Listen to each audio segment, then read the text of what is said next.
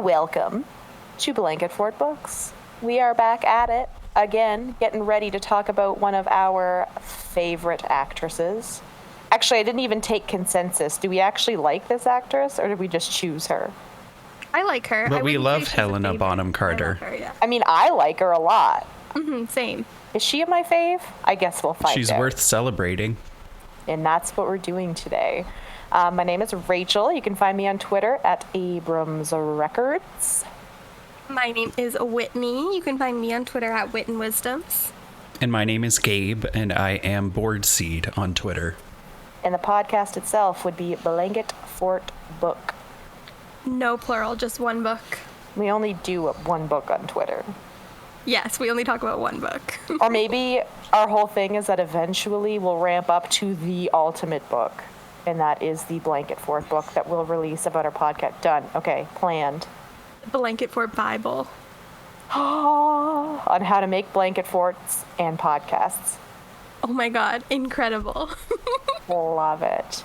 Hey, Gabe. Yeah. What are you into this week? I am into something that you know about, and I'm also just going to use it as an opportunity to have a conversation with Whitney about something we need to have a conversation about. Oh no, I don't know what this is. Get stressed and think about how that will correlate. So, No. I've been thinking about, well, not thinking about, I've been watching the show Insecure. Rachel, remember that show? Like, vaguely. Is that one that we downloaded and tried to watch in my basement but only got like one episode in? Yeah. Okay, yes, I do remember. So I binged season 1. It's an HBO American comedy drama series created by Issa Rae and Larry Wilmore. It is so funny, so good. You just follow Issa Rae pretty much, I think, playing herself, but in this fictional drama, and it's pretty good. I don't know what else to really say except it's really fun to watch.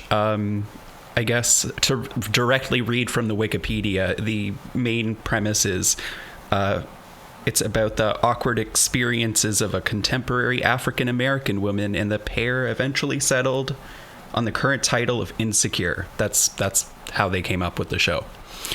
And the conversation we need to have, Whitney, is that I cannot watch season 2 unless we upgrade our Crave TV to the full movies plus HBO package that we had before, because currently we just have standard. Well, I was just going to run that by you before I did it myself. 100%. But if you're going to pay half. Well, yeah, that was the plan. Okay. I can jump in on this because I also want Crave. Oh, So okay. we can do a whole three-way split here. You can have it. I didn't think anyone used it, and I hadn't used it for a while, so I canceled it. And then Gabe comes at me, and he's like, "Where the hell's Crave Like TV?" using I it didn't more than know. Netflix, honestly, because HBO's got everything, all the good shit. Yeah, it is really good. It's just Is it was Boardwalk expensive and- Empire on there? Yeah. I think so. Yeah. Lit. I'm in. Okay. I was just paying, like, I had all the packages, and I think I was paying like 25 or 30 a month and wasn't using it. That is devastating. $10 a month each. Sweet. So, It's only 20 to get the total. yeah, I had the other one too, and I don't remember. I think that was like the Stars upgrade. So I don't remember what exactly was included in that, but we might not need it. Oh, yeah, probably not. Amazing. Anyway, Whitney, this what are isn't you an into? ad.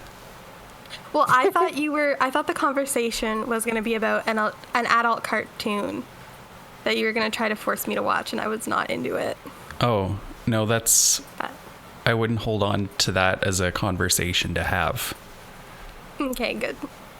Whitney, what are you into? So I wanted to talk about a book that I just finished, and it is called Black Girl Unlimited by Echo Brown, and this is one of the best and most creative books I've ever read. So it is kind of a memoir. Like, I think you would classify it as a memoir. It's like the main character's Echo Brown. Like, it's her story, and like everything is like true, but there is an element of magical realism that is so fascinating. And the entire book uses a metaphor for trauma. So, like, I was looking at the synopsis on Goodreads, and the main sentence is like, Echo Brown is a wizard from the East Side.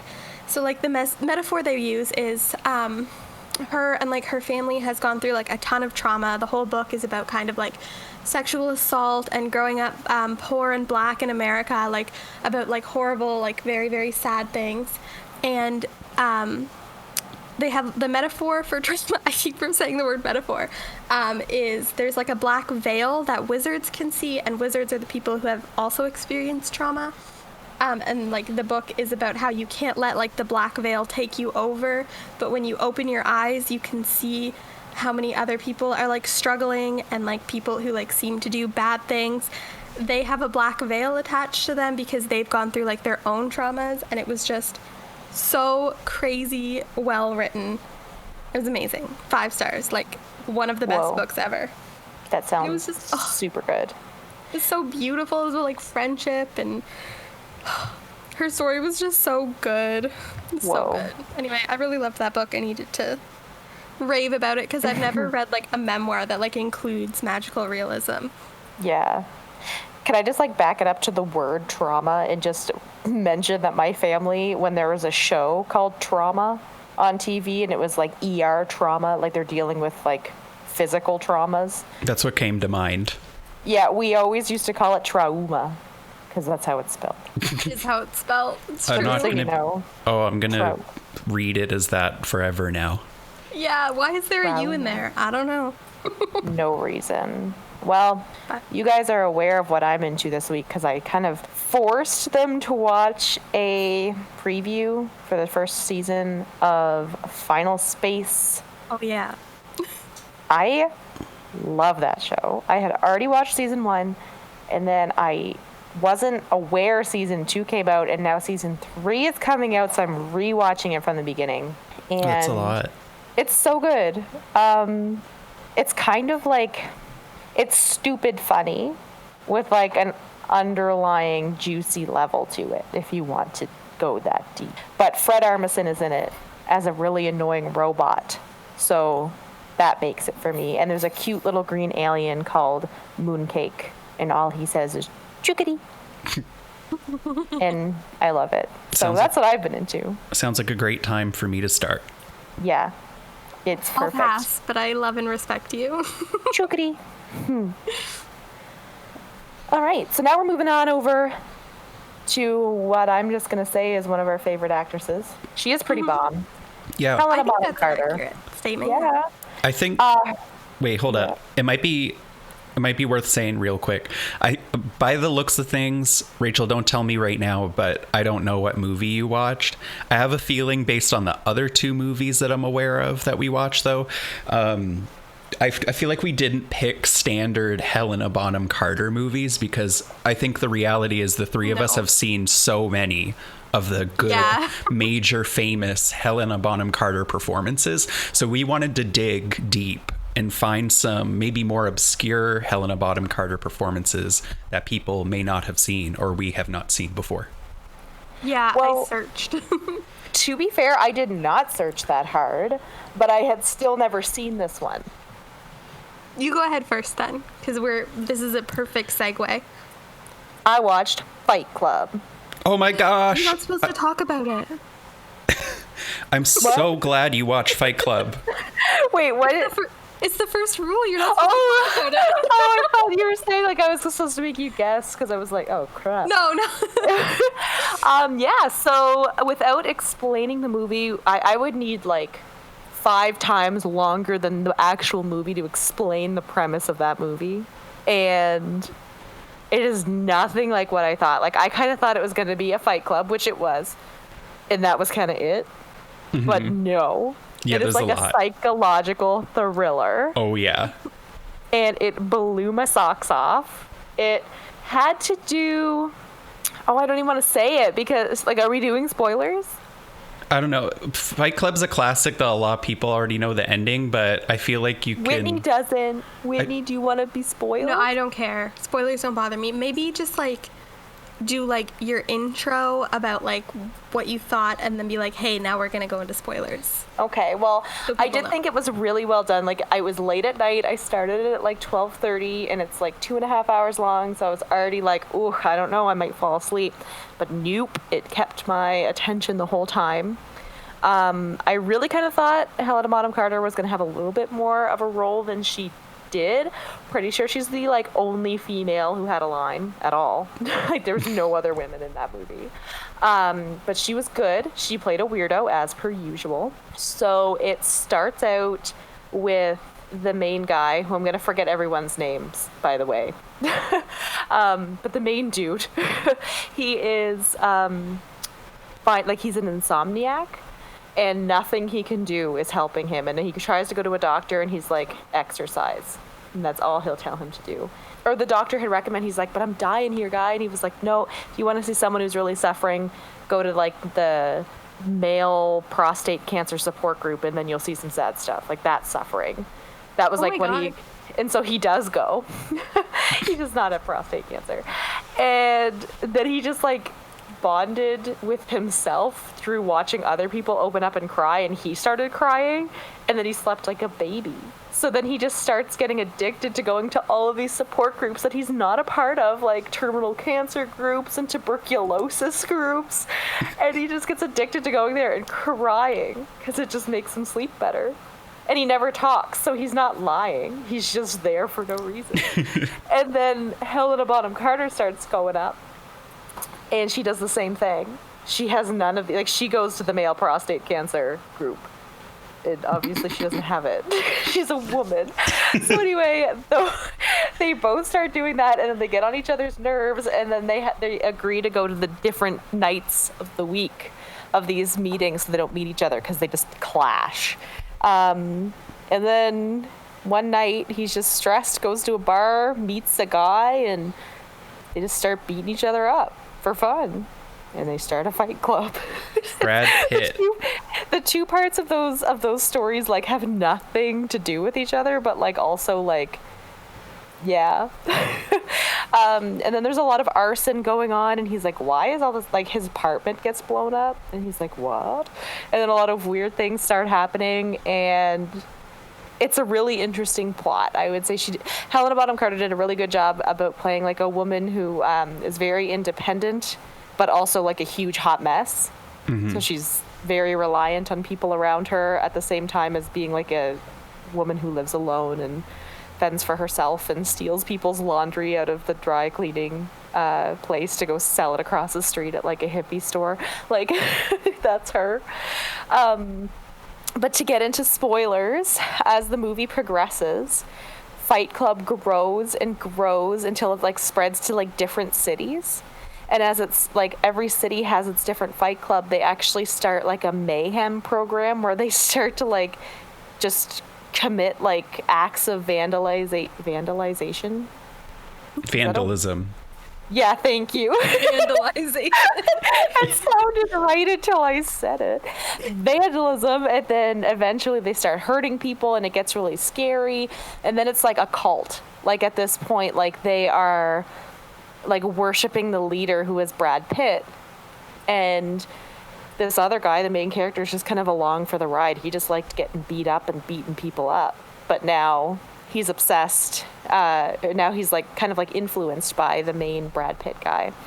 And as things escalate, all of a sudden they're like a terrorist group, like a anti-American, anti-capitalism terrorist group, and they start wanting to blow up credit card company buildings and kill CEOs and do all these things. And it gets really scary, and then Brad Pitt's kind of like sleeping with Helena Bonham Carter, and it makes the main guy upset, and it's all stressful. But then it gets to a point where people start to think that the main guy is Brad Pitt. And you're like, how could you confuse these two people? They don't look at all alike. And it progresses, and he starts to try to find Brad Pitt because he's like, people think I'm you, what's up? And he chases him around the country, and then finally realizes that there is no Brad Pitt. It's him. I don't know the correct term for that disorder. Disassociation, or DID. Yeah, so that Dissociative happens. Disorder. So he thought there was two people the whole time, but like he's literally beating himself up. Like Brad Pitt was not beating him up. He was like beating himself up. Yeah, he had like an imaginary friend pretty much for the whole movie. Yeah. You didn't beat yourself up. He did. And then like the whole time he thought that like his roommate Brad Pitt was having sex with Helena Bonham Carter. It was actually him the whole time. He just didn't know he was doing that. Yeah, and he blows his own apartment up, but thought it was Brad Pitt. And like, anyway, he's like, how? And he's like, I'm the leader of like an internal terrorism group, and I didn't know. Like, he's like, how did this happen? So he has to kind of like figure out how he planned all these things and try to make them stop happening, but they don't. And then at the end, he shoots himself in the face. His internal person dies, but somehow he doesn't. Oh my God, who plays the other guy? I don't know. I'm just calling him the other guy. It's Edward Norton. Thank you. Oh. Anyway, not at all what I thought Fight Club was about, but really well done. Probably, I remember a couple episodes ago, or a lot of episodes ago, you had mentioned how DID is not something that's developed in later life. Mm-hmm. And there was no specific traumatic experience for this guy that was that was discussed in his later life or earlier life. He just doesn't realize he has it until he's an adult. So I don't really know his backstory. So maybe there's a lot of just like not research there. But I don't think the movie it doesn't actually confirm anything. Like the way that it's sort of painted is more abstract, and like that was his coping mechanism, was sort of like he became this powerful individual that he never thought he could become, and the only way to do that was to basically imagine himself as Brad Pitt. Like basically, he imagined himself as that because of corporate America is kind of how that happened. Oh, and don't forget they blow up banks at the end of the movie. Oh, I know. That was pretty lit. Amazing. And Helena Bonham Carter's just like, okay. Yeah. She badass. I hated you 5 minutes ago, but now we're just watching banks blow up. This is great. Oh my God, I want to watch that again so badly. It's so good. Well, I rented it. I have 24 hours left with it. Amazing. Yeah, so that's my movie. I'm surprised that it took me this long to watch it, but I do recommend if you are prepared to have your mind confused. It sounds very interesting. I mean, I'm the type of bitch who would think that, like, Brad Pitt and Edward Norton are the same guy. I'd be like, yeah, that makes sense. They're the same person. It's the same actor. The same. They're both Matthew McConaughey. Yeah, I get it. I love Matthew McConaughey. Yeah. I want to get in his Lincoln. I don't know what I mean. I thought you said LinkedIn, like you wanted to find. Oh, yes. Let me get on Matthew McConaughey's LinkedIn. Oh my gosh. Well, that sounds good, and I will have to watch it, even though I know everything. But I feel like I did a very poor job of explaining, considering I just like kept that main guy and then that other guy. I think you did a great job. Yeah, I understood. Okay, cool. Oh, I will say Helena Bonham Carter's name in the movie was Marla. I do remember that. Marla. Yeah. Yeah, she has like this tiny little crazy ponytail that she wears like where her bangs should be, and it's literally like an inch long. Oh my God. Me in kindergarten. That movie also has some wonderful 1998 choices. Isn't that when that came out? Oh. It's like pretty 90s, but in the best, my favorite way. Oh, yeah. 100%. And there's like some clothes that Brad Pitt's character wears, Tyler, that it looks like he went to like Forever 21 in 2017 to buy his wardrobe. Like see-through mesh tops and like it's a look. Yeah, the Fight Club, like they dress up like they're kind of going to like a gay club, but they're all straight, angry, aggressive men. That's 100%. Totally what it is. Instead of just plowing one another to get out their aggression, they fight one another. That's like to the point of like severe injury. Yeah. Remember the scene where like he quits his job or whatever, and then he beats himself up in the office? Oh, no, he doesn't quit his job. He basically forces his manager to keep him on payroll and let him work from home in 1998, by the way. Lets him work from home because he is beating himself up and screaming in this manager's office, and the manager's like watching, like, what is your problem? But because as soon as security comes in, it looks like the manager beat him up. So he's like, I won't say anything if you let me work from home. Okay, so we gotta make Whitney watch this movie. Let's do that this week. And if your managers won't let you work from home during COVID, just beat yourself up when no one's looking in their office. I mean, I love swindling my work to work from home, so I feel like I relate. Yeah. Oh, anyway. Incredible. Good movie. I will watch it, I promise. I will give you the rental. I'm gonna go to mine now. Okay. Sorry. So I watched Novocaine, which came out in 2001 and stars Helena Bonham Carter and my faves, Steve Martin and Laura Dern. And this was one of the weirdest movies I've ever seen. I also watched it just because when you told me about it, I looked it up and I was like, that sounds like an amazing film. Ooh, yeah, so... Let me experience through your mouth the movie. I don't know what I mean. Your words. So the synopsis here is, a dentist finds himself a murder suspect after a sexy patient seduces him into prescribing her drugs. Ooh. So this follows Steve Martin is the dentist, and he is pretty damn stupid, I'm not gonna lie. And then Helena Bonham Carter plays the woman who, like, shows up to, like, seduce him and get some drugs.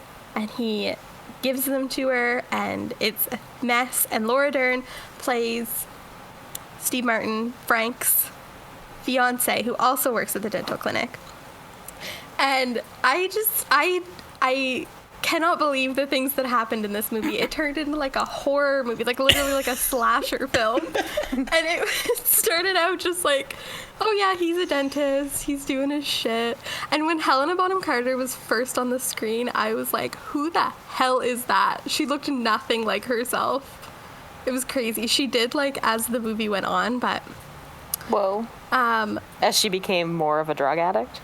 She looked more like Helena Bonham Carter normally does. No, she was wearing a disguise at first. Oh. How dare you? I mean, she does always kind of look like a drug addict. I guess.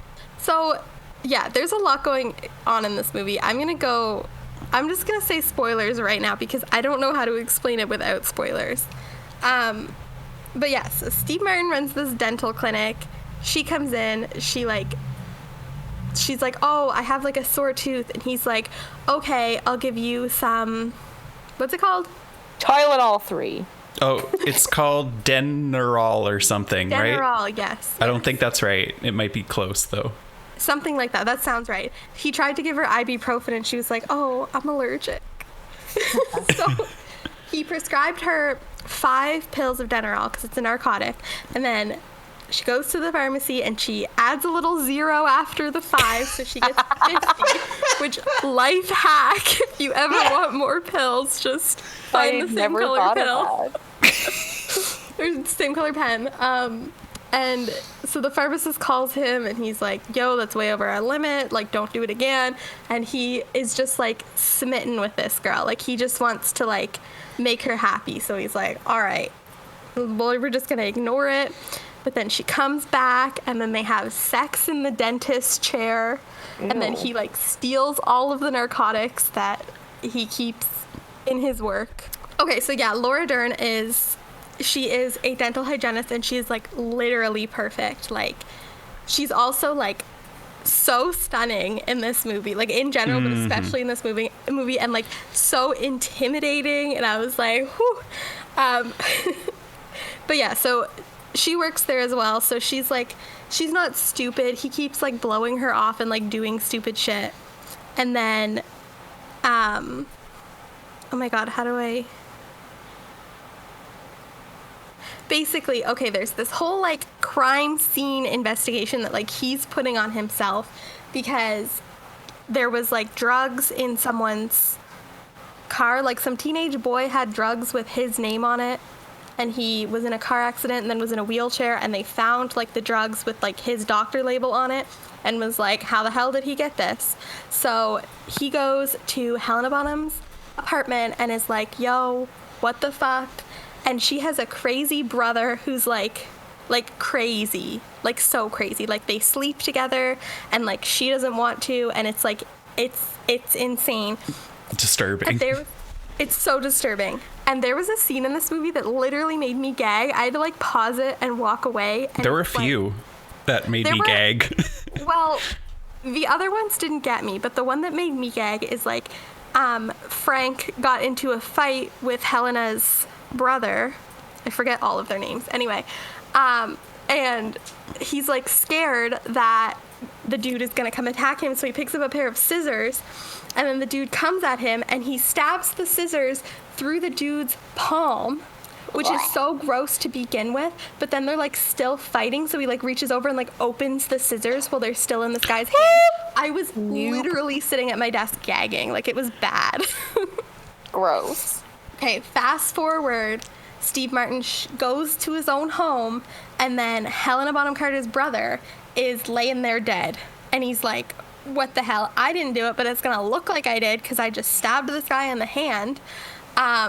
So there's, like, a big murder investigation, and then this guy apparently had, like, oh my god, this guy had bite marks all over his body, so they took a mold of Steve Martin's teeth and they matched. So he's, like, a big wanted man, but he's like, I didn't do it, but, like, what the heck? And then, so him and Helena Bonham Carter are trying to, like, figure out what the hell is going on while he is, like, literally, like, wanted, which it kind of bothered me because when they ran, like, the thing to check his teeth, they immediately put out, like, on the news that he's a wanted guy, but if they literally just waited, like, 12 hours, he would have showed up at work in the morning and they could have just caught him there instead of his face being all over the news instantly. Like, they know where he works. Yeah, for me, I felt like he was on the run for a surprising amount of time, and nobody really cared. He was just going wherever he wanted. Like, I know it's 2001, but, like, dude, you can find someone a lot easier than that. And he also has a brother who's also kind of off his rocker and on a lot of drugs and doing some shit, which was important, but I didn't mention. And anyway, when it all comes down to it, we find out, major spoiler here. Do you want to be spoiled, Rachel, or should I censor myself? Okay. We find out that it was actually Laura Dern who committed the murder and, like, staged the entire thing, like, was canoodling with Steve Martin's brother. And, like, from the beginning of the movie, we think that they hate her. Like, he, like, apparently, like, sexually assaulted her. And she's like, keep him away from me. But, like, they're still, like, he's still like, that's my brother. So they hang out. And we find out that they have been canoodling. And this guy met Helena Bonham Carter in, like, Detroit when he was just, like, vibing there. And he, like, brought her in to steal from his own brother at the dental practice. And then, like, shit got complicated, and Laura Dern had, like, a mold made of Steve Martin's teeth because she said that she wanted to learn how to make dentures. So he was like, you're very meticulous and very, like, good at your job, so, like, sure, I'll help you. And then he used those teeth to, like, chomp down on the dead body, and it was gross. It was a very gross movie. I did not expect it to be this gross. I thought it was just going to be about a dentist. When you said dentist, I straight up pictured Charlie and the Chocolate Factory, like Johnny Depp version. Isn't it the kid's dad who's a dentist? Yeah. That's who I'm visualizing. Helena Bonham Carter is also in that movie. Oh, right. So we could. Yeah, she's the mom, Charlie's mom. Gotcha. I really tried to pick a movie that didn't have Johnny Depp in it because I'm not a fan. I don't know why, I'm just not. But anyway, this was crazy. The movie ended with, like, Steve Martin ripping out his own teeth to, like, frame his dead brother. And I don't know, I did not explain that well. There's too much that happened. Just watch the movie. It was really good. Helena Bonham Carter did a great job in it. Wait, so is novocaine a drug? Yeah. Yeah, it's a narcotic. Okay. But they never talk about novocaine. That was like the whole thing at the end where he injected novocaine into his gums to rip out his teeth. Oh, right. Okay, yeah. And he also, that is true. like, there was a lot going on in that movie where, like, it was almost, like, it was trying to do a lot of things at once to its detriment, I think, because it was like a psychological thriller for a little while, but it was also a comedy, and it was also, like, I don't know, because it messes with your brain. It was Whitney's movie. I didn't pay the most attention to it, but I wanted to see it because it sounded interesting, and I think it's like the best and worst movie I've ever seen, I'd have to say. I agree. Also, Whitney, you're the Steve Martin expert, so I just want to ask you, was it in this movie, was Steve Martin either playing the dentist character too well, or was he phoning in his performance? Because I couldn't tell. He phoned it in. Oh, that was something I wanted to mention too, was that, like, this was probably the worst Steve Martin performance I've ever seen. Yeah. And I love Steve Martin. Like, The Jerk I have seen like 1,000 times. And, like, I just remembered when you made us watch that. I love that movie, and I know it's got it. some issues. Don't come at me. I'm sorry. It was a childhood favorite. Anyway, there was a scene where he was, like, juggling when he was, like, high as fuck or whatever in this movie, and it convinced me that it was a sequel to The Jerk, secretly. yeah, I believe it. But yeah, like, if you just watched this movie and you didn't know who Steve Martin was, you'd be like, who? What? Why did this guy get cast? Yeah. It's also universally hated. Like, everyone hates this movie if you look at reviews. Like, oh, I thought it was just generally like a 5 out of 10 situation. No, it has very sad negative reviews. Nobody real likes it. I'd say I at least liked it. Yeah, I think it was a fun time. It was a weird movie, not what I was expecting. It was extremely low budget, too. Like, some of the scenes looked like they were filmed with someone's cell phone, even though it was 2001. And also, I just have to say, the gore, like, makeup effects, I'm sorry, guys, but they really slacked, because like 2 characters were shot in the face with a shotgun, and all they did was, like, put like a red circle on their cheek, and I'm like, and he was able to get into his brother's mouth, who was shot in the face with a shotgun, and I'm like, his teeth would be gone. Like, they wouldn't be there. I noticed that. I, like, the first time, like, when Helena's brother got shot, I was like, that's not great, but, like, okay, I believe it. But then when Steve Martin's brother did, it was like they literally just, like, put blood on there, and it's like they, like, took a little extra and just put it on his cheek. Like, there was no, like, bullet entrance spot, like, whoa. And it was a shotgun very close to his face. Like, she was like inches away from his face with the end of her shotgun. Like, that should have been a much bigger mess. Like, honestly, a high school performance of a musical would have better makeup skills than whoever worked on that movie, sadly. Gotta say, that's polar opposite of Fight Club. So much detail gore. Oh my god, yeah, that movie raised the bar. Yeah. There's a slow motion shot through his face. Oh my god. It's believable. Oh yeah, and all the times that people get punched in the face in slow motion. It looks like I would never want to be punched in the face. Same.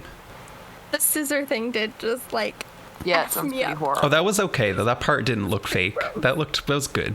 Yeah, it was pretty gross. So yeah, this movie was ridiculous, but I love a movie about a dentist. I don't know. There's not enough movies about dentists. Whitney loves the dentist, though. Like, let me just put that out there. If someone could scrape this girl's teeth and polish them 12 hours of the day, she would sit there willingly. I do love the dentist. I don't know why. Like, I've had braces, I've had painful dental surgery, but I think it's relaxing. I must say, though, I've never met a hygienist that I didn't like. Like, I've had really good experience with hygienists just being sweet. I love that. And they're also freaking cute, and they're, like, wearing their athletic wear, and they're so lovely. Like, the dentist is a great time. I don't hate it, but to be fair, I've never had a bad experience. I've been lucky. Yeah, I have, and I still like it. I just think it's a prolonged, uncomfortable sensation to have your teeth cleaned, but I just accept it because I know it's healthy. Yeah. Gabe, what did you watch, Gabe? I decided to watch Ocean's 8, and that is a movie that follows the original Ocean's trilogy that I admittedly hadn't seen, but I think I will want to watch it because I realized I love fraud as a subject matter. It's really fun. And that's how Ocean's 8 begins. It's an American heist comedy film directed by Gary Ross, and it is star-studded. So not only Helena Bonham Carter is in this film, we got Sandra Bullock, Cate Blanchett, Anne Hathaway, Mindy Kaling, Sarah Paulson, Awkwafina, and Rihanna, all playing the main characters in this movie, and they're all experts at some sort of fraud. And Sandra Bullock, who is related to one of the characters from the previous Ocean's movie that was like put away or like in jail, or he like ran away and disappeared and might be dead. It's a mystery. If I watch the movies, I'll probably figure it out. But anyway, she wants to get revenge on her, like, I think it's just her boyfriend that framed her for like a crime, a robbery. Why don't I remember? Anyway, she was framed falsely and she had jail time because of it. So she got out of jail, and the first thing she wants to do is recruit a bunch of badass girls, no men, because she doesn't want men to be involved in this revenge project. And she basically sets up this heist to go steal a very expensive Cartier necklace and $150 million worth of a necklace.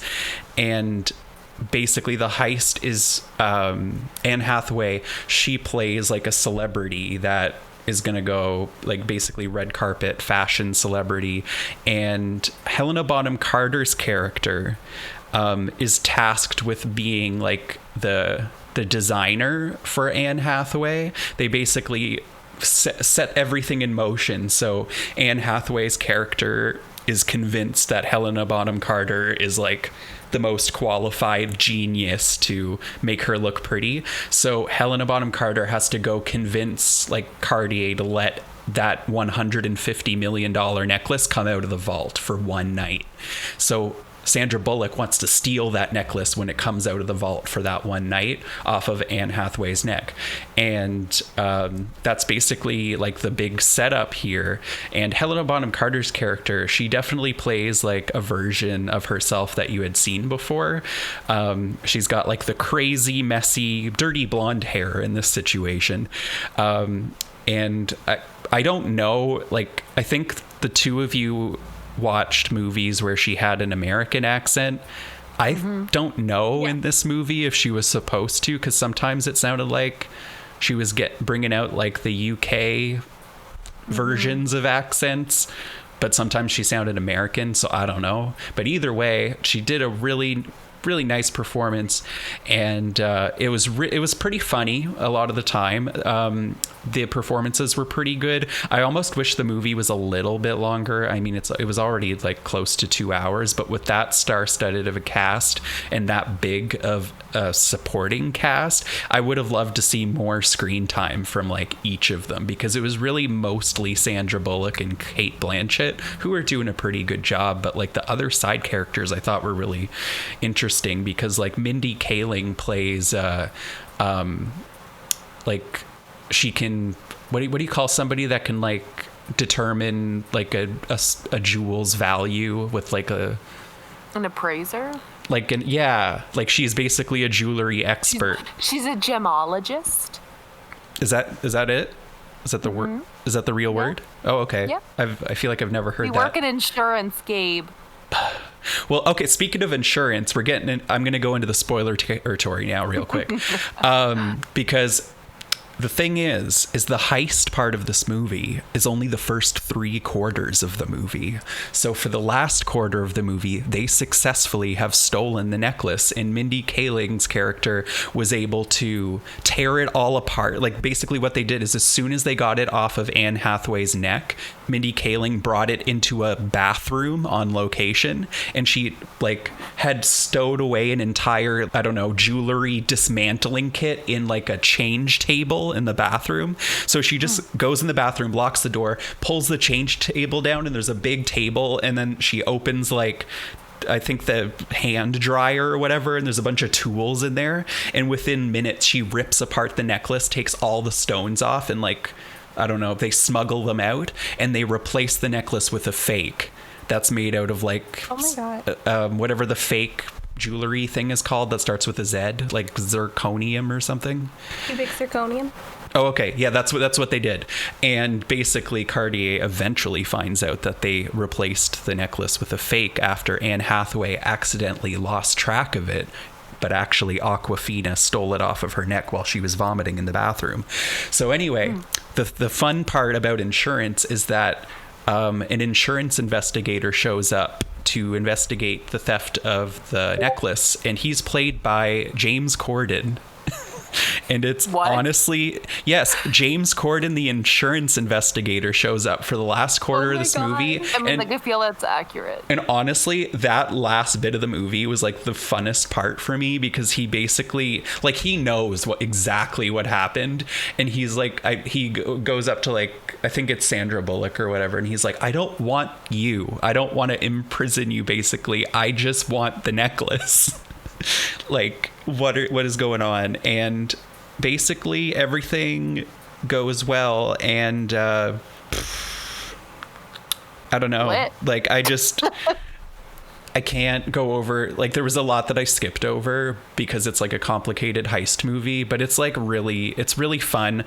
I would say the movie's pacing was just like a little bit weird because it's like 110 minutes, and I did say I wish it was longer for more character like development, but I feel like sometimes those minutes were spent on things that weren't so important. Like, certain scenes just went a little long, and like felt like some of the snappy comedic moments felt really sluggish for some reason, as though the editing like let the shot linger on the actor's face for like several seconds after they talk, and I'm like, ooh, this comedy feels a little offbeat here, as though it was like hastily edited when they made the movie. But otherwise, wonderful performances, really fun story. I love fraud movies. I'm definitely going to watch the rest of the Ocean's trilogy.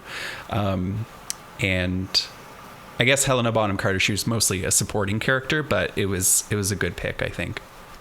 Can I just say that this sounds exactly like the episode of CSI that Nelly Furtado guest starred on, where she's a jewel thief and she goes into the jeweler. Yeah, and she tries on a ring, and then she pretends to get it stuck on her finger, so she like puts it in her mouth to like get it off. And when it's in her mouth, she switches out the real ring for a fake one, and it's like amazing. Oh my gosh, I want to see Great that. episode. I've never, So I didn't know that happened. I want to watch it. Yeah. It's really old, but it's like stuck in my head. I would have preferred that she just sang "Turn Off the Light" and then like an entire like flash mob comes out and actually cuts the power for 2 seconds, and that's when she switches it. Just saying. Yeah, cutting the power is a good move when you're stealing things. Yeah. Well, I think that's what I got. We like Helena Bonham Carter, but I don't even like her as much as I just like saying her name. It's a good name. Same. It's such a great name. Let's quickly name off some Helena Bonham Carter performances that we haven't mentioned that we really like. Sweeney Todd. Sweeney Todd. I was just thinking, yeah, wonderful. Charlie and the Chocolate Factory, now that I remember she's in that. Love that movie. The one about the teenage wizard who goes to the magical school that we're not going to mention. Oh, Great series when she of movies. plays an evil witch lady. That's a really good performance from her, honestly. And So good. I just thought of one as well. What was it? Les Mis 2012, when she plays Les Mis. Master of the House, but the lady in that song. Oh my God. I don't remember her name. Oh yeah, that was. Oh, that's so good. Yeah. We love Helena Bonham Carter, and I think that just slides perfectly into my question. Okay. So I'm going to take this opportunity. Rachel, I don't think you're going to like this question. I'm sorry. I'm going to ask it anyway. Oh, no. Excited. So because Helena Bonham Carter has done like a shit ton of musicals, my question is, if you could play any character in any musical, who would you pick? Fairy Godmother in Shrek 2. Okay. That's a good choice. Yeah, That I is a love good her. choice. I like evil You'd be people. perfect. Wait, so I have to act in this musical as whatever character I want? Like, we're just going to imagine that, like, we all have, like Rachel and Gabe can sing, I can't. But we're going to pretend that we all have, like, perfect, amazing talent and could get any role that we wanted, and we would just kill it. I'm going to go while Gabe's thinking because my dream role is from Les Mis and it's Eponine because she is perfect. Or also Angelica Schuyler, definitely here for that because I love just like a pining, heartbroken woman. It's my dream goal. To be heartbroken? Yes. Lit. Oh my god, also Mimi from Rent. I love those characters. I love musicals. I'm not a big musical person, but I don't specifically dislike them. I'm not a big fan of Andrew Lloyd Webber as a person who writes music. That probably stems from my dad hating Andrew Lloyd Webber. The only musical Really? that comes to mind by him is Cats. Is there a different one? Did he not Phantom do of the Opera? Yeah, and did he not do Joseph and the Amazing Technicolor Dreamcoat? Did he really do both of those? Do think not it's like great. Phantom of the Opera. I think the music from Phantom of the Opera is pretty good. I mean, most of the time in a musical, I'm just like, why are you screaming what you are thinking through song? Like, it's just so much. The first time I watched Phantom, I had no idea what anyone was saying. Like, watched it without subtitles and did not catch a single line of dialogue. And then I rewatched it and was like, oh, yeah, this is good. I want to play like any role that I'm allowed to in Into the Woods because I just think that that's my almost Oh my god. like Yeah. I've never seen that. might I'm be in my it. favorite musical music, honestly, to go back to. It's literally so good. Because it's just so wonderfully complicated, and while it repeats many motifs a lot throughout the movie, and it's one of those where they sing the whole time, it's so complicated and lyrically dense because there's just so much packed into it, from the really fast rhythm that it seems like Stephen Sondheim really enjoys writing, which I guess is also why I like Sweeney Todd so much, because the music is very similar across those two musicals. I'd like to be in Sweeney Todd. I'd play the main. Yeah. I'd play the barber. That'd be fun. Oh my god. I also kind of want to play Joanna. I want to play like any character in Into the Woods, though, like mostly, or the narrator in Joseph in the Technicolor Dreamcoat, because that's fun. Wait, didn't you already do that? No. Who were you in Joseph? I was a random chorus member in grade 9, Oh. and I had Not one as extra random line. as me. I Okay, don't- well, that's basically a narrator, so whatever. You know, we had like I don't know, 3 narrators or 2. There's only supposed to be 1, but they were nice and split it across a couple people. Well, musicals. Well, I'm very passionate about them, and I think they're fun. I want to play Chris Pine's character in Into the Woods. Yeah, that would be fun. I I'd do want to that. sing Agony. I want to be Meryl Streep, or Rachel's character, the witch. Yes. I don't know. That's just like the most fun character in that movie. Or the chef, James Corden, in the movie. Why? I didn't know he did Yeah. these things. Oh, yeah. Like the Into the Woods cast is like stacked, because you got like Emily Blunt and Anna Kendrick and who else is in that one? Why do I feel like Helena Bonham Carter is in that movie? I don't think so. She should be. Yeah, you got Chris Pine. You got Johnny Depp showing up as a wolf for about 10 minutes. And I mean, like, for 10 minutes. it That's either my needs favorite. That's my favorite Johnny Depp movie because he's hardly in it. to rude. Pirates Christine of the Caribbean. Baranski. I hate him. I'm so sorry. I don't think I'd like him as a person. Like, I think I he'd be don't- kind of annoying. I don't like him. This is a more I like him as complicated a- discussion than we're playing off, I think. I For like another him day. as a drunk pirate. I love Jack Sparrow. Yeah. I love Pirates of the Caribbean.